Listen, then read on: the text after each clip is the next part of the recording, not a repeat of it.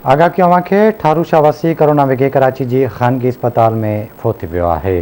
अहम ख़बर आहे नौजवान नौमान खानज़ादा गुज़िरियल 9 ॾींहं खां कराची जे ख़ानगी अस्पताल में इलाज हेठि हो। आगाह कयूं पिया ठारू शाहवासी कोरोना विघे कराची जी ख़ानगी अस्पताल में फोत थी वियो आहे। नौजवान नौमान खानज़ादा गुज़िरियल 9 ॾींहंनि खां कराची जे ख़ानगी अस्पताल में इलाज हेठि हो। अहम ख़बर अव्हां ताईं पहुचायूं पिया ठारू शाह मां नौजवान कोरोना विघे कराची जी ख़ानगी अस्पताल में फोत थी पियो आहे। नौजवान नौमान खानज़ादा गुज़िरियल 9 ॾींहंनि खां कराची जे ख़ानगी अस्पताल में इलाज हेठि हो। इन जा तफ़सील मालूम कंदासीं ठारू शाह मां फराज़ मस्तोई खां। फराज़, छा तफ़सील आहिनि? जी बिल्कुल बिशारत ठारू शाह जे वार्ड नंबर 1 हरीपुर मला जो रहवासी है। 30 साल नौजवान नौमान खानज़ादा जो कोरोना विघे फोत थी वियो है।